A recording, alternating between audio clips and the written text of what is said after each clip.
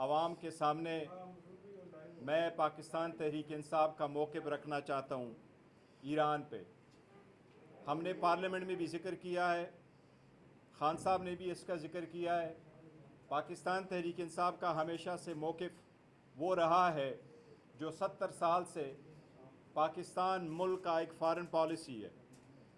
Pakistan Tehreek Insaf Israel के Iraq Iran पे attack की शदीद मज़म्मत करता है। हमने इसकी शदीद मज़म्मत की है पार्लियामान में।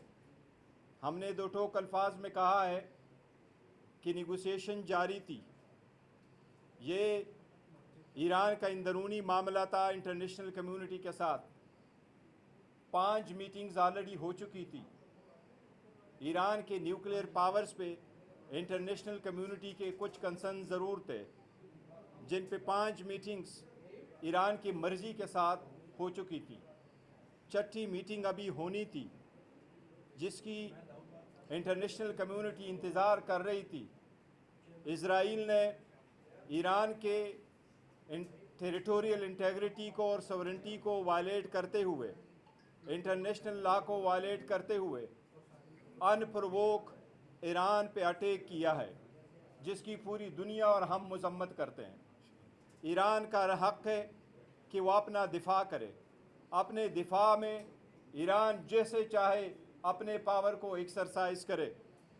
पाकिस्तान तहरीक इंसाफ ईरान की हमेशा हिमायत करती रही है और इंशाअल्लाह ताला हम हिमायत करते रहेंगे।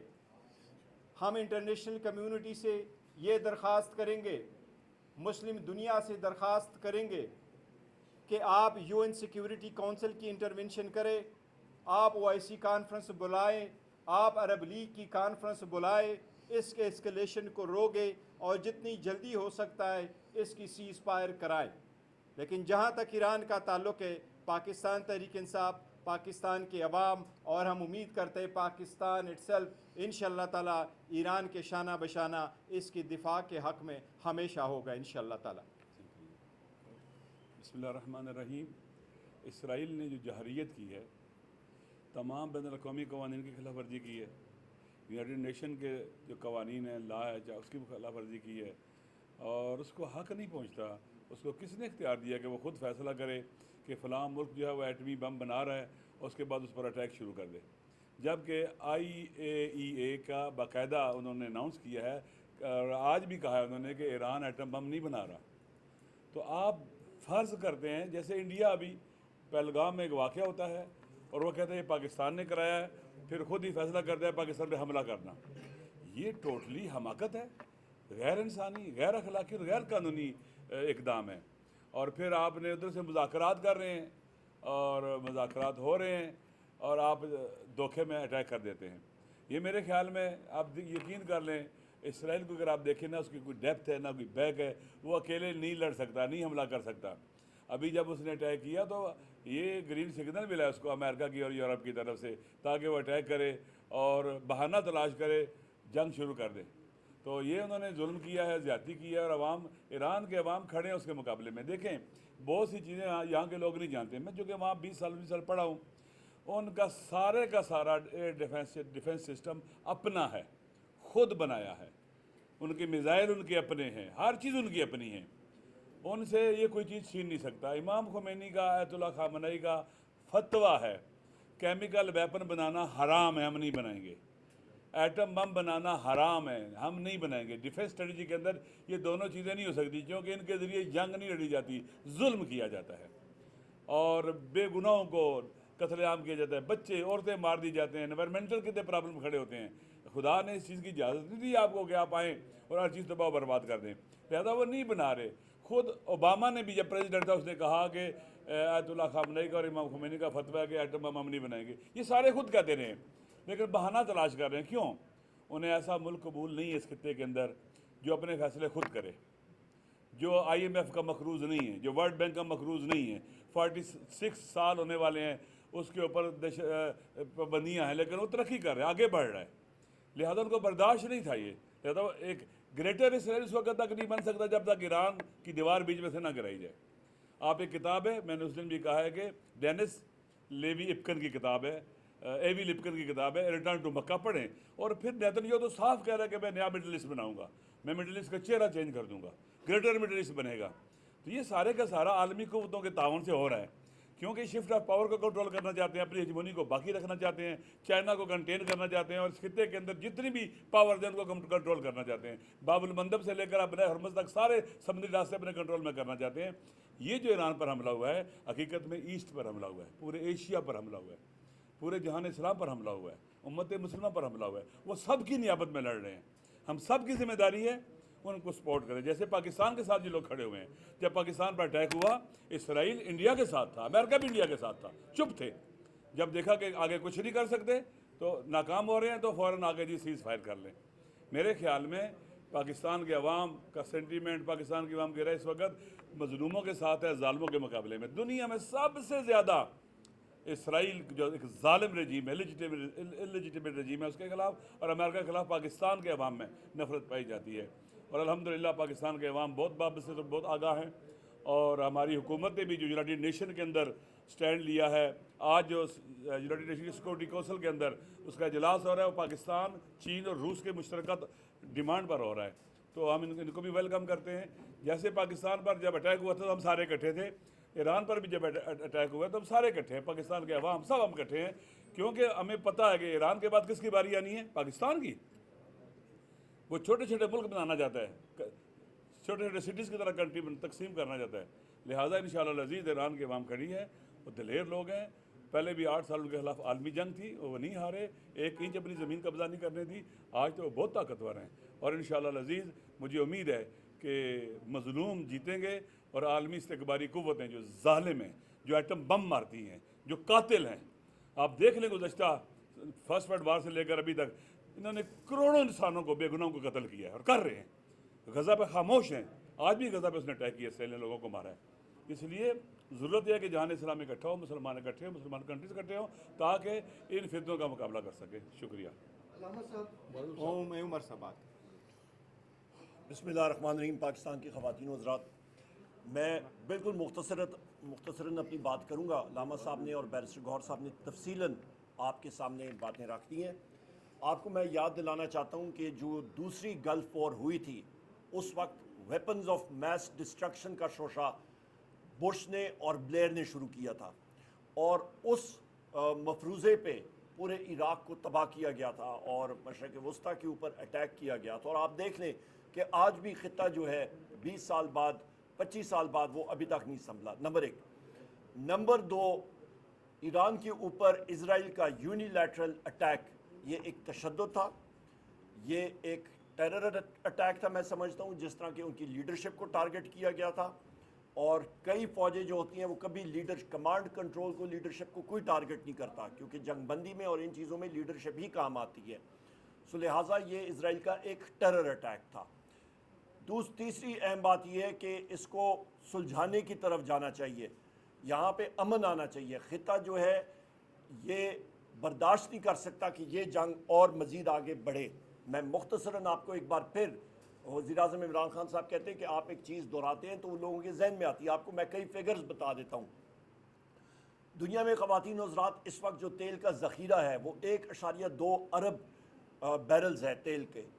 इस पे जो रोज़ाना की मांग है या जो कंजम्पशन है दुनिया में, वो तकरीबन आपकी 10 करोड़ 40 लाख बैरल दिन की है।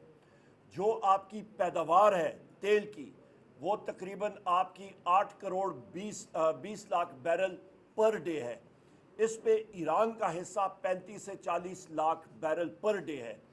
और जो आपको मैंने कंजम्पशन और टोटल ज़ख़ीरे की वैल्यू बताई है, तो दुनिया में खुदा ना खास्ता कुछ होता है तो तेल का जो रिज़र्व या ज़ख़ीरा है वो आपका 12 दिन से ज़्यादा नहीं है। पाकिस्तान के हवाले से हमने मिनिस्टर फाइनेंस, सेक्रेटरी फाइनेंस और पेट्रोलियम के लोगों से पूछा, उन्होंने कोई खातिर खा हमें जवाब नहीं दिया। उन्होंने कहा जी हम सोच रहे हैं, हम देख रहे हैं, हम लोग मुतबादिल रास्ते देख रहे हैं। तो मुतबादिल रास्ता मुझे दिखा दें। खुदा ना खास्ता स्ट्रेट ऑफ हार्मूज़ बंद हो जाता है तो हम लोग दरा बरोगल से, ताजिकिस्तान से क्या तेल यहाँ पे लाएंगे, या फिर इंडिया के साथ तो आने से रहे। और हिंदुस्तान भी जो है वो उसका भी तेल उधर से ही आएगा। जापान तक सारा तेल तो इधर से आता है, मशरक़ वस्ता से। सो लिहाजा ये चीज़ भी ख़त्म हो जाती है। और ये भी जहन में रखें कि आपका सऊदी अरब का जो दाहरान और दमाम और ये एरियाज़ हैं जो ईस्टर्न सी बोर्ड है, सबसे बड़े दुनिया के ऑयल वेल्स वहाँ पे मौजूद हैं। तो उनकी आमदोरफ्त आपकी यूएई की, आपकी कुवैत की, आपकी इराक की, आपकी ईरान की, ये जितने तेल प्रोड्यूसिंग कंट्रीज़ हैं, बहरीन हो गया, कतर हो गया, वो सारे के सारे यहाँ से निकल नहीं सकेंगे। ना सिर्फ तेल बल्कि गैस भी, LNG जो है, सारी सप्लाई चेन टूट जाएगी और दुनिया की मईशत उसको बहुत बड़ा कड़ा ज़र्ब लगेगा। आखिरी बात यहाँ पे मैं करूँ कि हमारी फाइनेंस कमेटी में हमने एक चीज़ उठाई कि वो दिखा रही थी ये इंस्टॉल्ड गवर्नमेंट के जी, हम लोग मॉडलिंग के ज़रिए, आलमी बैंक ने और बाकी इदारों ने हमारे साथ मॉडलिंग की है और आपका स्टेटिस्टिकल और फाइनेंशियल मॉडल्स हैं कि मईशत जो है किस तरह बढ़ेगी। आज हमने कल बड़े ज़ोर लगाया और हमने कहा कि उन एक्सपर्ट्स के सामने हमें बिठाया जाए, क्योंकि हम भी थोड़ा बहुत जानते हैं फाइनेंस के हवाले से। आज 9 बजे हमारे पाकिस्तान तहरीक इंसाफ के साथी MNAs 6-7 हम लोग थे और वर्ल्ड बैंक की टीम थी और मिनिस्ट्री ऑफ कॉमर्स की थी। यहाँ पे ये मैं कहता चलूँ कि एक्सपर्ट्स को तो जो आप सवाल देंगे वो जवाब देने के लुबे लबाब। जिस वक्त हमने उस मॉडल का पूछा तो कहते होते हैं जिसके ऊपर हुकूमत या ये इंस्टॉल्ड रिजीम अपना सारा इन्हिसार कर रही थी कि जी ग्रोथ आपकी, एक्सपोर्ट्स बढ़ेंगी, आपकी मईशत कैसे बढ़ेगी। वो कहते हैं कि खोदा पहाड़ निकला चूहा। उस मॉडल में जो फ्लॉज हैं, जो खराबी हैं, वो ये है कि नंबर 1 वो स्टैटिक मॉडल है, साकिन मॉडल है, नंबर 1। नंबर 2 वो बुनियाद कहाँ से डेटा ले रहा है, वो पाकिस्तान ब्यूरो ऑफ स्टेटिस्टिक्स से। ओ भाई, हम लोग तो पहले कह रहे हैं कि पाकिस्तान ब्यूरो ऑफ स्टेटिस्टिक्स खच्चरों की तादाद दिखा रहा है कि इसमें कोई इजाफा नहीं हुआ, गधों की तादाद में 1 लाख इजाफा, माल मवेशी डंगरों की तादाद में 36 लाख इजाफा, आपके कपास की फेल, चावल, आपका गन्ना, आपका वीट जो है, सारी की सारी फसलें फेल, आपका लेबर फोर्स सर्वे नहीं हुआ। तो वो डेटा जो ब्यूरो ऑफ स्टेटिस्टिक्स का है वो तो आगाज़ ही यहीं से, शुरुआत ही उसकी फॉल्टी है। और जो बैनुल अक़वामी एजेंसीज भी वो डेटा उठाती हैं, उसकी बुनियाद पाकिस्तान ब्यूरो ऑफ स्टेटिस्टिक्स का डेटा है जो खुद ही फॉल्टी है। तो आप एक चीज़ कहते होते हैं गार्बेज इन गार्बेज आउट। आप एक सवाल, एक सिस्टम, एक आपका जंग आलूदा सिस्टम या मशीन है, उस पर कोई चीज़ आप डालेंगे तो आपको रिजल्ट भी ठीक नहीं आएगा। सो लबे लबाब ये है कि जो इस वक्त हुकूमत या फिर ये इम्पोर्टेड रजीम कह रही है कि जी हमारी एक्सपोर्ट्स ग्रो करेंगी, कहाँ से करेंगी? वो पॉलिटिकल कंसिडरेशन ही नहीं उन्होंने डाला। टैरिफ स्ट्रक्चर, वो कहते हैं जी अमेरिका में हमारे टेक्सटाइल्स की एक्सपोर्ट्स बढ़ जाएंगी। अमेरिका में बहुत पावरफुल टेक्सटाइल लॉबी मौजूद है जो टैरिफ्स बढ़ा रही है। वो नहीं अलाउ कर रहे कि आपके डेवलपिंग कंट्री से टेक्सटाइल्स वहाँ पे आएँ, वो तो टैरिफ बढ़ाने के चक्कर में है। तो ये कैसे लेके जाएंगे? वहाँ पे पब्लिक एक्शन कमिटीज़ उसको कहते हैं, पैक्स और सुपर पैक्स, उनकी बहुत सख्त लॉबीज़ होती हैं। तो इनके लुबे लबाब ये है कि इन्होंने जो मॉडल्स और जो मफरूज़ों पे ये सारी बात कर रहे हैं, बात वही है कि ये टोटल एक आप शोबाजी समझ लें, ये टोटल अल्फाज का हेर फेरी है। और आखिर में मैं ये कहूँगा कि जो हम लोग कहते रहे हैं कि ये बजट जो है ये डेड ऑन अराइवल बजट है। सबसे पहली चीज़ और आखिरी बात मैं करके इजाज़त लूँगा कि इन्होंने कहा है जी कि हमारा जो खसारा है वो तकरीबन 6500 अरब का है और ये लोग उठाएंगे जनाब बैंकों से आपके लोन्स 6300 अरब रुपए के, 97% बजट खसारा ये आपके बैंकिंग सेक्टर से उठाएंगे। तो पीछे रहता क्या है? पीछे आपके पास ग्रोथ के लिए, आपको इंडस्ट्री या ज़राअत को बढ़ाने के लिए आपके बैंक तो सारे का सारा कर्जा दे रहे हैं हुकूमत को। आपको मेहनतकशों को क्या देंगे और आपकी सनत को क्या देंगे? दूसरी इंपॉर्टेंट चीज़, जिस दिन तेल की कीमत बढ़ गई तो उसके साथ साथ रुपये की वैल्यू नीचे जा रही है। इसके साथ आपका जो टेबल 1 है आपका बजट डॉक्यूमेंट्स में, बजट इन ब्रीफ, उधर आप देख लें कि आपकी सूद की पेमेंट तकरीबन 50% बन जाती है बजट की। तकरीबन 7,500 अरब रुपए की सूद की पेमेंट है। टोटल बजट आपका 17,500 के करीब है। तो 50% आपका सूद की पेमेंट जा रही है। और सूद की पेमेंट, क्योंकि यहाँ पे आपकी रुपये की वैल्यू डिवैल्यू होगी, सूद आपका बढ़ जाएगा। तीसरी इंपॉर्टेंट पॉइंट ये है कि जनाब इनका जो कर्जा इन्होंने लोकल करेंसी में किया हुआ है, कर्जे की अदायगी पिछले साल के मुकाबले में 1000 अरब या कम हुई है।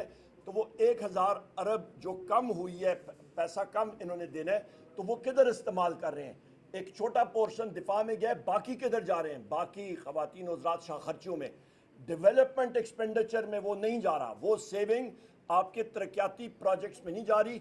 सिर्फ 55 करोड़ रुपए सूबा खैबर पख्तूनख्वा के लिए, बाकी सारे का सारा सिर्फ तख्त लाहौर के लिए, न जनूबी पंजाब के लिए, न सिंध के लिए और न ही बलूचिस्तान के लिए। इसको हम लोग कंडेम करते हैं। और एक चीज़ मैं बावर करा दूँ कि इस वक्त आपका बजट जो है ये डोमेस्टिक डेट ट्रैप की तरफ लेके जा रहे हैं।